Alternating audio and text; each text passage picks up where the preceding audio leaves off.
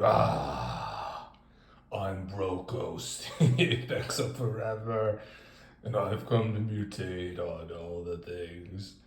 Yes, I am a 6/6 trampler, and I can be cast from the graveyard with my mutate ability. Yes, Brokkos. So Brokkos is our commander, and um, this is based on just like kind of inspiration. This card kind of it was actually in a dream, like it was mentioned, and oddly enough, it's like wow, that card is super sick, and just kind of going through the just all the card quality for these colors for black, green, and blue. You really get a lot out of it, and the mutate mechanic is really geared for commander. Um, Ikorio is a fantastic set, and I really like just going through these cards. You can see like a lot of potential. Like this deck played really well already on Historic Brawl on Arena, and it really translates really well into multiplayer format too. Just the way mutate mechanic works with some of these creature cards, a lot of those effects will hit multiple opponents. So it's just a fantastic, you know, basically fantastic style of play, I would say. And what we're getting out of it is we're getting a big 6/6 creature for 2 colorless, black, green, and blue. And then we also have its mutate, so it can also be mutated directly from the command zone, which is nice. And then you also can use mutate from the graveyard. So if it does get removed by a destroy effect, it will go to the graveyard, and instead of returning to the command zone, we'll leave it in the graveyard, and we can mutate it again from there for relatively cheap cost. It's just a nice way to have it come back and have a mutate creature available. Mutate is very important for us. So there's our commander, and I've organized the cards here just kind of by like purpose, and so we're gonna go through like kind of the mutate and the mutate payoffs first. So we first have Baby Godzilla Ruin Reborn, which is also the Polylog symbiote, and this reduces all our mutate costs by 1. And whenever we cast a creature, if it has mutates, draw a card, then discard a card. So whether we mutate a creature onto something or we just cast a mutate creature, we get to loot, we get to draw and discard into our graveyard, which is very powerful for our deck. We do take advantage of the graveyard. So this is just nice. Like instead of you know, I've seen some arguments for playing like just play like a Nature's Lore or 3 visits, like you'll get the land out of it. But what's nice about this is it's kind of on the stick. So we can mutate onto this. You know, you can't mutate onto a land, so it's important to have creatures in this deck. So that's Baby Godzilla. Now here's the Auspicious Starix here. This is a 6/6, and it has mutate for 5 and a green. That's really primarily what we want to use it for. We want to like be mutated onto a creature that's mutated maybe even just once. Would be nice. So when this does mutate onto something, if it only mutated once, then we would get 2 mutates out of it, and then we would be able to take reveal permanents from the top of our deck, and those permanents would actually go directly on the battlefield. So very extremely strong card, and definitely one of our biggest payoffs is the Auspicious Starix. Okay, then we have the Chittering Harvester. So that is a, whenever this creature mutates, each opponent sacrifices a creature. So you can see that each opponent verbiage is very important for us. I'd say mutate 5 for 5 mana is kind of on the higher side, but this is a very powerful effect. And if we can mutate you know, if we can continue to mutate on this creature, then we'll be the opponents will be sacrificing many creatures, so it's really good. Gets around a lot of like indestructible kind of effects, which is nice. Okay, and then we have the Dreamtail Heron. This will just keep our card draw going. Whenever it mutates, we draw a card, so it's nice. And Sea Dasher Octopus. This is a really nice mutate cost. It's only single colorless and 1 blue. And you also notice like Ikoria is so fantastic. What an awesome set. Like even the commons all these mutate creatures have like a nice full art showcase. So this deck is gonna look so good.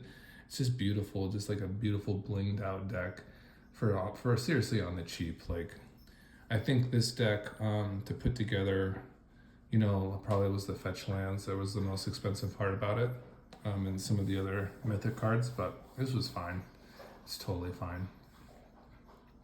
Okay, so the EDH octopus here, and this one has that low mutate cost and flash, so you can flash mutate this card as well, which is really nice. It's kind of interesting. So you can utilize that ability. The mutate cost is fantastic. If we're at mutate 2, that's like where we want to be. We want things to be mutating very cheaply. And the card draw is nice, but really it's like the fact that we're getting mutates onto a body. That's really what we kind of keep on putting mutates onto mutates. So this is great. Now Dirgebat, you notice it does have a high mutate cost, so Dirgebat would probably be better as like to cast and then mutate on. Also a very powerful mutate effect. So once it does mutate, you are able to take out creatures or planeswalkers, destroy them. So very nice. But the mutate cost is high, but sometimes we'll use that, you know, in some circumstances if we need to. Okay, here's our pouncing shore shark here. In the middle row with the 4 mutate, it does have flash. It does bounce creatures back to the owner's hand, so that's a nice effect. Here's the Cavern Whisperer. This card can get out of hand pretty quickly, you know, and we'll talk about it too.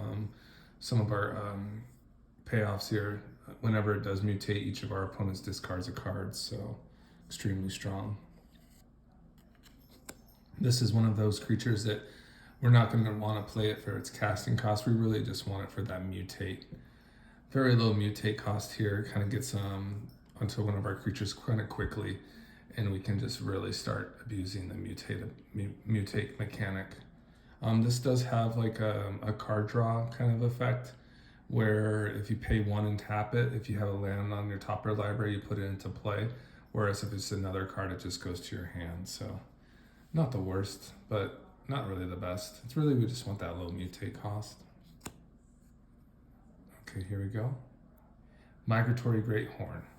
So this is the ramp card for mutate, and this can kind of get silly if you can start getting and going with a mutate.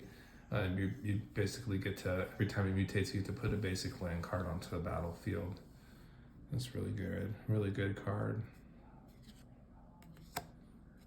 Yeah, one of the primary objectives of the deck is definitely to be kind of ramping, so that's something that we'll definitely be working on.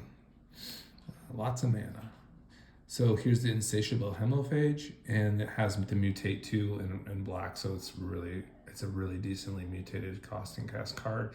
And whenever it mutates, however many times this card is mutated, each opponent loses that much life and you gain X life. So again, the each opponent verbiage is so awesome here, and we're going to be, you know, kind of making our opponents hurt a little bit, which is what needs to happen. We got to win the games, you know. So here's the Gem Razor here. This is just another good mutate card. It can come down on the battlefield and take out an artifact or enchantment. It has a low mutate cost, and the body's good. So you're going to get a pretty decent body coming down, and you're going to be destroying artifacts, enchantments every time it mutates. So Gem Razor, nice. Look at that art. Whoa. And now we're going to kind of get into our fast mana / ramping cards. So we have our Dark Ritual here. Very nice. Then we have Birds of Paradise. This is a 1 casting cost green that has flying and adds 1 mana of any color. So that's nice for our Sultai colors. Then we have the, you'll notice that I just got these from a friend at the card store. His name's Roger. He's just an awesome collector, and he has all these like minty foils that like have never been played with. So this is like just an Elvish Mystic that was just sitting in his binder for God knows how long. So nice. Just like a nice little foil action there. So we got our Elvish Mystic here. So all these particular elves are just the R1 cost elves that produce one, which are really nice to have. These are going to be nice, like our Birds of Paradise, and we have a couple of these elves. So they all do the same thing. They all come down for one, and next turn they produce for another green. So it's a nice ramp. Here we go for the Arba elf, similar to the Llanowar elves, which is nice. What you can do when you untap the target forest is that you can actually like untap some duels that you might have that have a land quality that are similar. For instance, like like our snow-covered Rhymewood Forest or Rhymewood Falls is a blue and green and it's snow. So that's something that we could utilize with this and maybe tap for blue next time around after we tap it for a green, or similarly if we could tap for 2 blue. So Arbor Elf is that nice little niche card for our Sultai colors. And here is the Lotus Cobra. Oh, Lotus Cobra, so good with fetch lands, really. So we're definitely be utilizing the Lotus Cobra to generate lots of mana and kind of getting into those higher casting cost spells. So we have the Lotus Cobra, which has whenever a land enters the battlefield under control, add 1 mana of any color. So you play this on 2, and then when turn 3 comes around, you play like your fetch land, and basically you have like 3 mana basically quickly accessible, which is crazy. It's just so crazy, man. So yeah, Lotus Cobra is super strong. So I'm very excited to see how that works. Might be broken, but we'll see. Then we have our Nissa Resurgent Animus, similar to the Lotus Cobra. However, when over 2 lands enter the battlefield under our control or during a turn,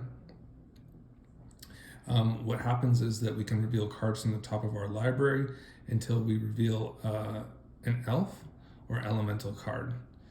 And that's nice. So we get to actually draw cards from our landfall and our landfall triggers, or lands entering the battlefield twice during a turn. So that will work with our fetch lands. It would also work with our cards that bring out lands from the library. So this is the newer card from the Aftermath set. It's the chase card out of the set, and it is pricey, on the pricier side. So looking forward to that one. Okay, so here is another elf. These elves are just crazy. They're so good at making mana. So this is the Tireless Provisioner. And again, when we bring out a fetch land, or any land whatsoever, it's going to make a treasure. So just more mana generation, so much. And so the gist of this deck is we definitely want to get into those quick mana spells. We want to keep our lands going, and we can do that with the Augur of Autumn and the Oracle Moldiah. Both of these cards let us play cards from the top of our library at any time. So that's a nice feature of them. One of them costs 3, the other costs 4. The major difference is the Oracle is unable to play creature cards from the top of your library, and so that's kind of the downside of that. Whereas the Augur of Autumn has this ability called Coven. So if we control 3 or more creatures with different powers, then we can play creature cards from the top of our deck as well.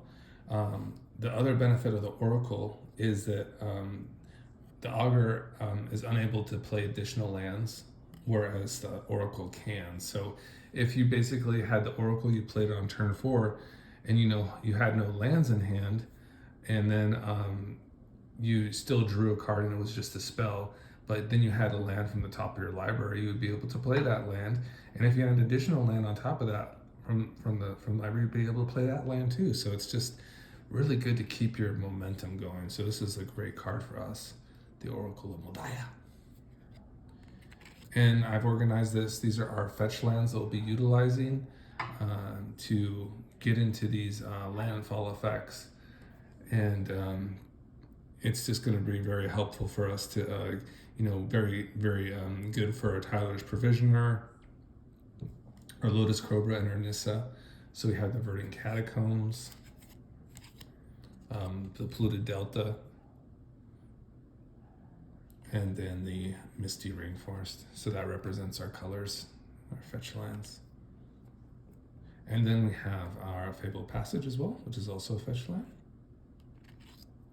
And then we are going to get into kind of our other mana. Like there's probably some, better, more expensive cards. Like this is kind of just building the deck from scratch. So over time, I can kind of get into those kind of more efficient cards, perhaps like 3 visits and things like that. But I think I'm kind of just satisfied right now where the deck is at in terms of like how much I spent on it, and pretty much have acquired all the cards I need. So here's Rampant Growth, and I like this. It's just a nice foiling on it, so it's nice.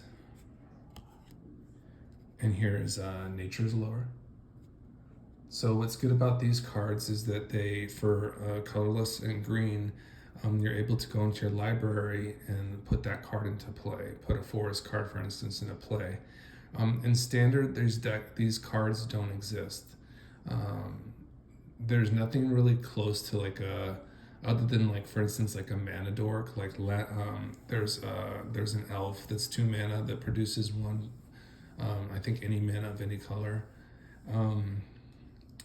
Trying to think if there's any other 2 mana. Oh, then there's also a it's like some sort of Phyrexian. It's like a scavenger.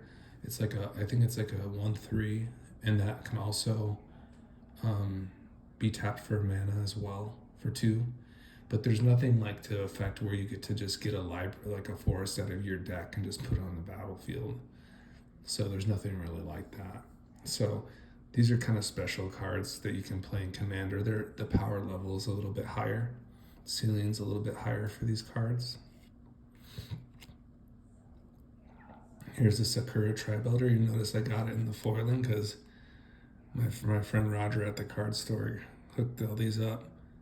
He has so many cool common and uncommon foils from Magic history, and he was just willing to trade for cards I had in my collection. So it was really awesome. It was just awesome timing.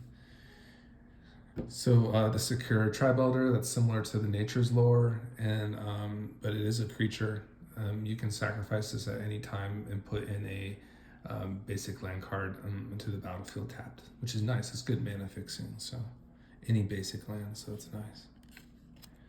Cultivate.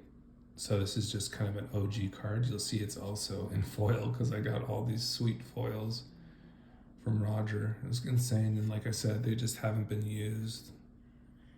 Just in mint condition. So this is from M11, and this particular foiling. And this Cultivate, what it allows you to do is for 3 mana, you put a land card onto the battlefield, and then you put another land card in your hand. And those are basic land cards. Here's Haro. This is a kind of an interesting card. It's kind of like Cultivate. However, you're going to actually sacrifice lands to put up to 2 basic land cards into play. Just like a very greedy like spell that we really want to just utilize with like our Nissa, Lotus Cobra, or Tyler's Provisioner, just to like have some very explosive turns. You'll notice that it's also foil. This is like a $25 card. It's crazy. It's like in mint condition from some old set. So very cool, huh? Also just like been never touched. Once again, Roger's cards coming into play, like just an awesome foiled leaf wood elves here. Man, that guy knows how to collect, huh? So this is just another cool card. It's a creature. When it comes onto play, it has a nice ETB, enter the battlefield. Where it comes onto the battlefield, we search our library for a force card and we put that card into play. It's awesome, and we'll have ways to basically mutate onto this thing and duplicate it to really start popping off. So there's definitely some crazy lines here.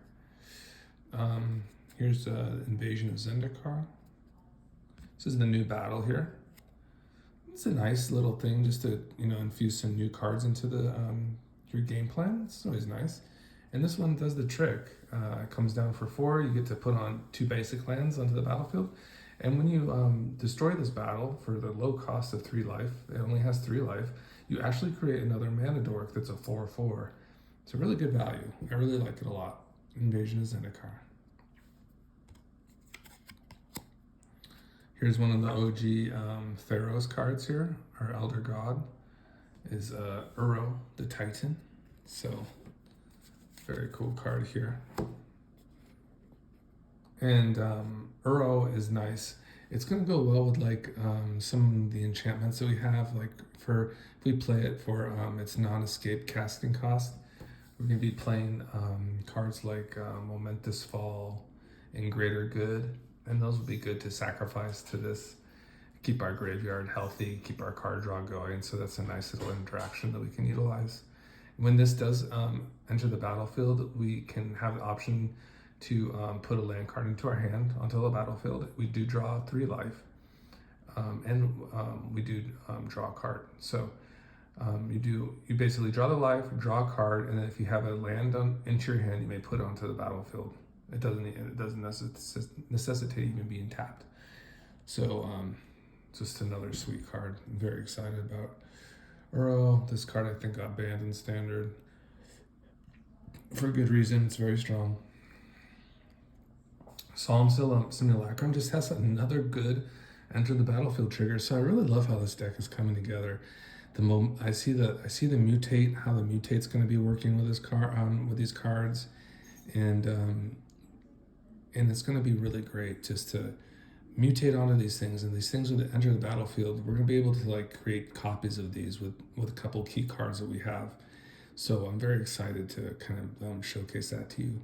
But the Solemn Simulacrum is a 4-mana artifact. When it comes onto the battlefield, you get to put a land card onto the battlefield tapped. When it dies, you may draw a card. Okay, now we go to Old Rusting. Old Rusting is just a nice Sultai card. It's mostly Golgari colors, but it fits really nicely into the Sultai. So for 1 black and green, this card comes down, you'll mill a card right away. If it's a land card, create a treasure. If it's a creature card, create a 1/1 green insect. If it's a non-land card, create a blood token. So we get to build our yard. We're looking, lands are okay to definitely put into the yard, and they'll create treasure. That's a nice effect of the Old Rusting, but even creating a creature would be fine to mutate onto it. So there's really nothing, this is going to be fine. This Old Rusting is going to definitely have a good fit here. Here's Gwenna. Gwenna has played very nicely on Historic Brawl. This card is insane to like mutate onto, or just have on the battlefield. We mutate cards. It will actually, you can tap it for its 2, and then mutate. The mutate creature has 4 power or higher, then you can just untap this card again. It's just like free spells, and then you get to put a counter on it. It gets a little bit stronger, so just overall just fantastic for this deck. And here's Ivy. So this is like getting into our good stuff, kind of synergies. So the thing for Ivy, which is cool, is that when she's on the battlefield and you mutate onto another creature that you have on the battlefield, Ivy will actually copy that mutate spell. You can choose to put it over under Ivy, so that card that that mutates onto Ivy, even if you put it on top, it will still retain the qualities that if we mutate onto another creature, she'll still be able to copy that mutate. So you can basically copy your mutates and get double value out of it. It's just so good. So good with like the discard mutate, the Migratory Greathorn, any of these things that hit our opponents globally, it's going to be a key card, and we'll definitely have ways to tutor this up. This is definitely a cornerstone for our deck is the Ivy. So very cool. Nice art there too. My God, it's beautiful. Scoot Squarm. Oh my God, this card, so crazy, man. So crazy in our landfall deck, so crazy in mutate too. So you mutate onto a Scoot Swarm and put it over. And when you hit that criteria of 6 or more lands, you're just basically creating like monsters, like big Scoot Swarms. Like they're not little tiny Scoot Swarms. Like you could create like an army of Auspicious Starks, like 6/6 Scoot Swarms. Like it's really just kind of no limit. So fantastic card for us, the Scoots. Here's just our big baddie, the Elder Gargaroth. Yeah, this is a 5 mana, 6/6. It does all the great things that we want it to do. It's cheap, it gains us life. It could create beast tokens, it could even draw us cards. Has vigilance, reach, and trample. This has got everything, man.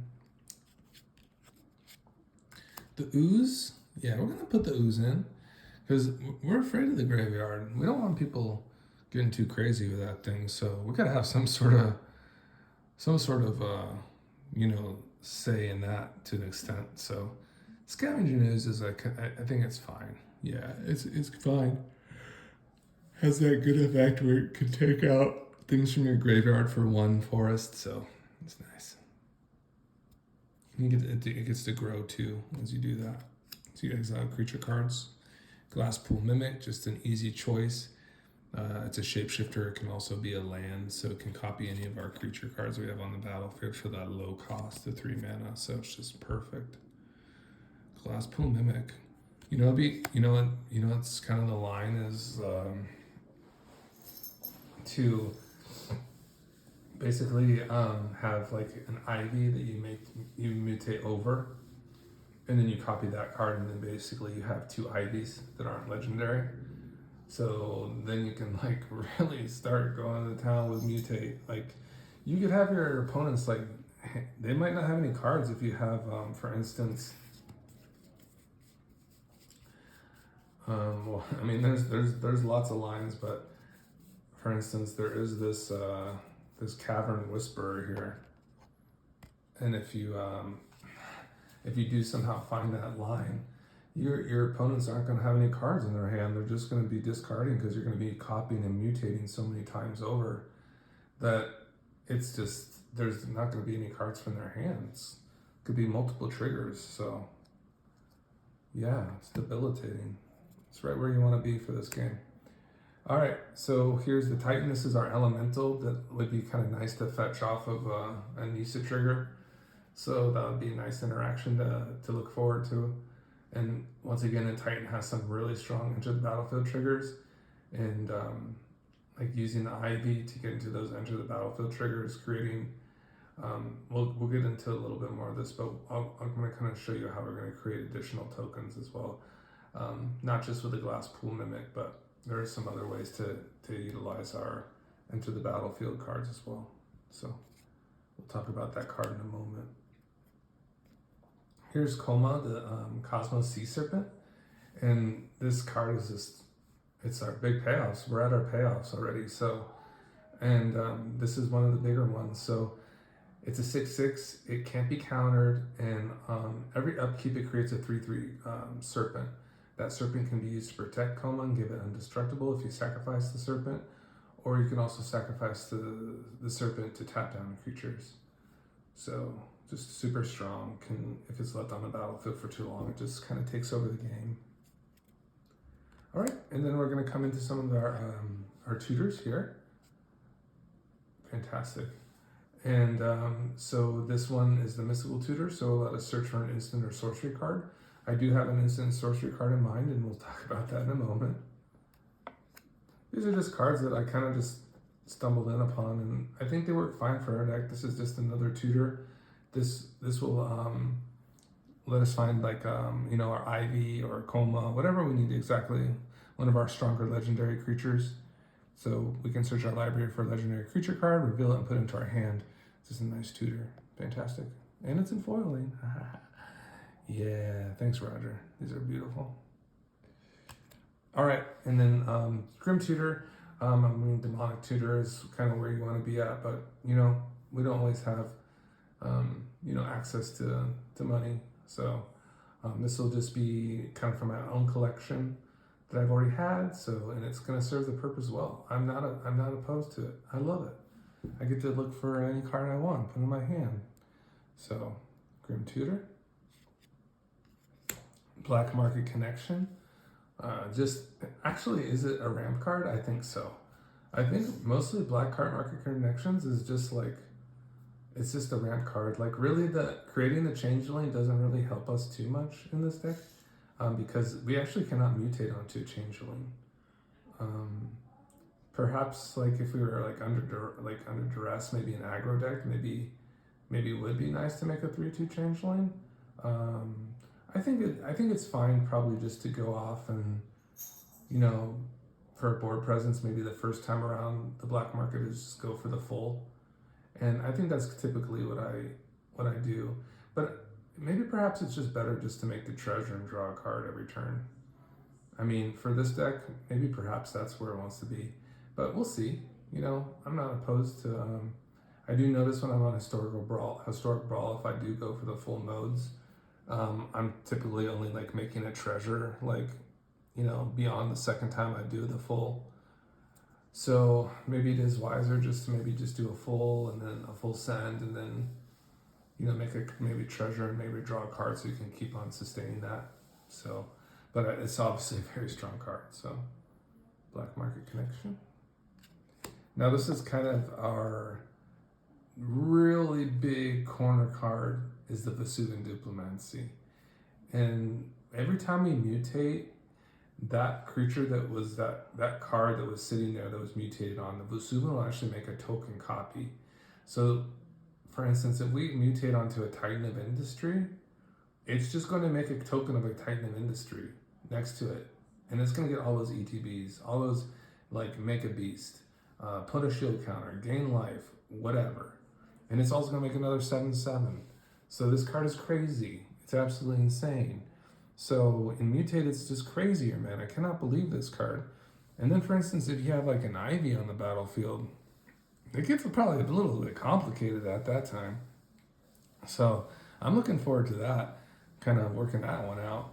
But yeah, it's going to be like triggers upon triggers. It's going to be, you know, it's going to be kind of wild. So yeah, I'm just very excited. Yeah, very excited about it.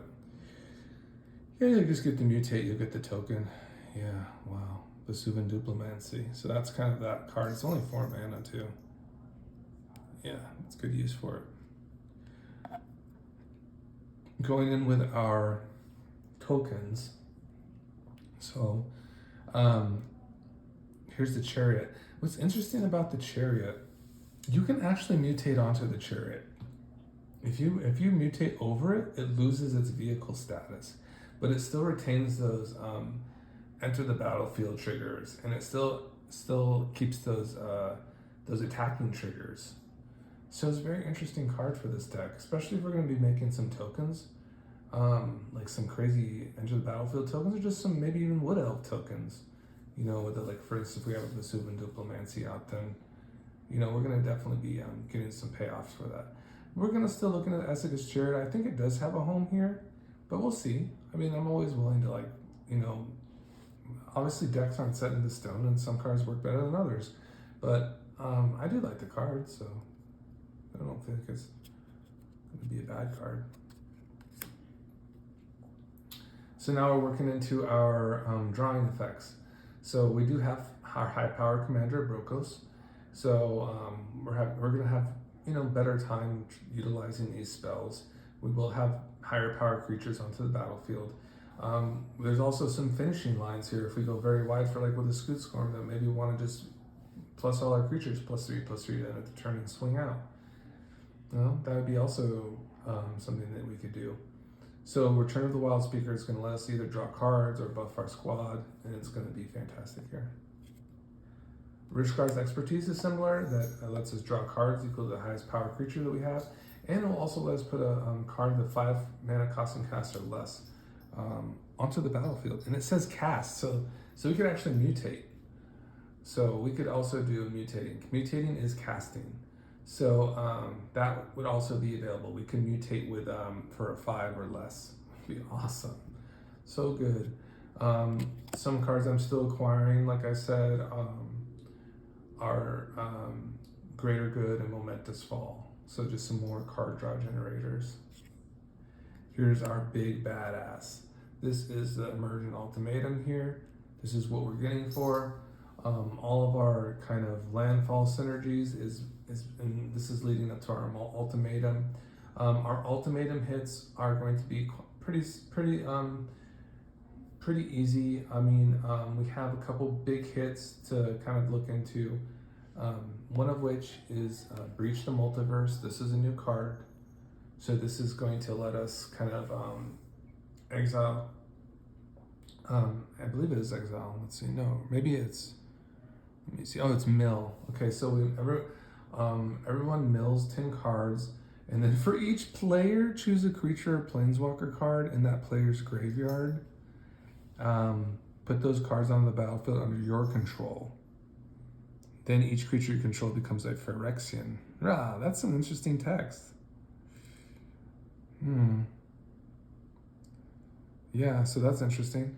So yeah, you get just to put everyone mills 10 cards, and you get to put a creature or planeswalker on the battlefield for each opponent. So there you go. Card is busted. Card is super busted. And then here's one with the multiverse. So this is another hit that we're going to be looking for Emergent Ultimatum. It lets us play spells from our hand and are at the top of our library. You get to play one a turn. I think it is on your turns. Yes, on each of your turn, you may cast a spell from your hand or the top of your library without paying its mana cost. So just another crazy hit with Emergent Ultimatum. Then we have the Great Henge here as well. So, I mean, we'll see how the ultimatums go. Like, I mean, I'm pretty much always going to look for Breach and one with a multiverse. You could probably even get a little more disgusting with it, like in playing like, you know, like a Jenga Taxis or something. Like, none of the choices are good at that point. But, you know, we'll see how this deck goes. Like, I like kind of just am satisfied, like I said, like the deck composition. I think like it has like a good mix of greed and also a good mix of creatures. So the playables that I could go for my third choice would, for instance, the Great Henge would be a fun choice in my Emergent Ultimatum. Even like a Coma Cosmos Serpent would be also pretty nice. So, I mean, there's nothing, you can't really go wrong. So, I mean, you could even have like Time Warp or something in there. I don't have any Time Warps in this deck yet, and I think I'm just kind of happy where it's at right now. So, yeah. So there's the Great Henge there. If you're not familiar with this card, it basically is reduced in cost from the highest power creature you have by 1. So if you have a 6 power creature, it reduces this to 1 colorless and 2 greens. It comes down on the battlefield. It can add 2 immediately. You gain 2 life, so it almost pays for itself. And then when you bring out a creature card, any creature card enters the battlefield, then under our control, then we put a 1/1 counter on it and draw a card. So kind of just a wild card, just a super strong card. So for making our tokens and things like that, then you know we're going to be able to get those triggers, I believe. So I'll look into that. But yeah, any casted creature for sure, you're going to get that card. Okay, and now we're just going to come to our interaction here.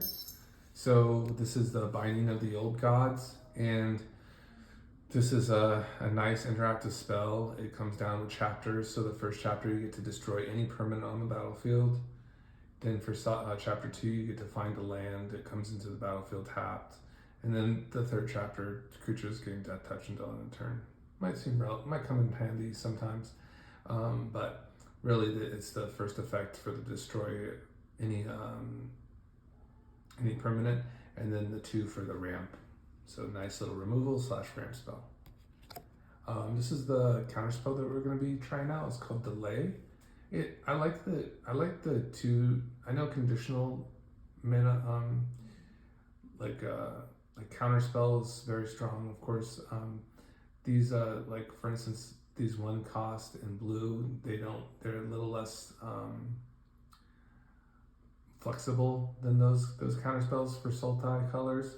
I might not always have 2 blue to spend, so I think Delay kind of fits there. Like, I think it just kind of fits the mold very well. Like in Arena, I would be playing like Memory Lapse. I think I will still add a Jawari Disruption to this deck, just to have another cool like kind of land / spell. So definitely be on the look for that. Blood on the Snow. This is our snow payoff. We can either destroy all creatures or planeswalkers, and how many snow lands we played, we get to bring back a creature card to the battlefield. Extinction Event. This is just kind of the removal suite that I usually kind of run. I run like always in all my black decks. I run a Blood on the Snow and an Extinction event. Just some nice board wipes, just kind of keep the board under control. They're very good and they interact globally with your opponents. So very nice Extinction event. Then we have Sublime Epiphany. This is a higher costed counter spell, but what's nice about this is it will make token copies of creatures that we have on the battlefield. It can counter target spells. It can do these all at once and bounce. It can bounce permanents from our opponent's hand and let us draw a card. It can even counter a target activated or triggered ability. So it can do lots of things, which is nice. It has lots of modes. I like this card very much. I'm sure I'll like it too in Commander. Here's another awesome card that will just help keep our kind of graveyard growing and has a good payoff. Every opponent mills 3 cards, and once we destroy it, we can copy a card in the graveyard. It becomes a 4/4 zombie with and it gets all those enter the battlefield triggers and all those abilities that that creature had. Basically becomes a shapeshifter. This is a very cool card in the fact that when it does come on the battlefield, each opponent will discard a card and we draw a card. So it's just really great for multiplayer formats. Really awesome. Another cool battle from the March of the Machine. What a great set. Maybe perhaps that's maybe the set to really think about. Like maybe Ikoria, how Ikoria aged. Maybe March of the Machine is maybe that's a standout with the battles to think about. Something to think about. An offer you can't refuse. This is just a 1 mana counter spell for non-creature spells. That opponent creates 2 treasure tokens if this is resolved. Here's some more interaction. We're very excited about Soul Shatter just to give it a shot. You know, we don't always have $1 million to spend on Deadly Relics. I already spent money on the Black Market Connection for this deck. So Soul Shatter should fit the bill. And I'm excited about Soul Shatter. It's just 3 mana and it hits, it's an instant speed. It can hit the highest converted mana cost of creature or planeswalker of that opponent controls. All of the opponents it hits, not just one. So very excited about Soul Shattered. Very nice card. Okay, and now this is just kind of the last part. This is just kind of the mana that we're working with here. So we got like our Zagoth Triome. We have some Shocklands here. I couldn't really go crazy too much with all of these, but I definitely got some nice components here. We got some man lands here, like the Lair, Hall of Storm Giants, Hive, the Eye Tyrant. Then we're working with some of the Pain lands. We have some slow lands in here, all the pathways. Here's the additional Pain lands here. So, and then we have some of the more expensive multi-face cards and a channel land. I'm just not going to buy another Boseiju or, an Otawara, and this is just fine the way it is. Like we're kind of a Graveyard Matters deck. So, just having Attack Anuba is fine, I think. But that's pretty much the gist, and thanks for hanging out. This is super cool. I'm going to look for that Jawari Disruption, some other notable cards that will be included in this deck that we're going to include. We have a Malika Rebirth, which is going to be a really nice card for Mutate. It's very cool how it works with creatures that die with Mutate, actually. So, for instance, if someone were to remove one of your mutated creatures and you cast a Malika Rebirth, that creature would come back. It would basically split into its other copies. So it'd be coming back as those separate units. And if you had any enter the battlefield triggers on those, they'd be triggering again. So, like, if you killed like a mutated Solemn Simulacrum, like the amount of value would be crazy. You'd be getting the card from its death. And then when it'd come back on the battlefield, you'd be putting the land on the battlefield, and whatever creature that was on it would be separated, so it'd come back. So, yeah, Malika Rebirth is very cool. We kind of discussed like some of the other mutate creatures and some of the other payoffs for cards. So yeah, all in all, like this deck is pretty much all done. So I'll just probably put up another video when it's done, and like that's what I do with these decks. So I appreciate you for joining me, and have a great day.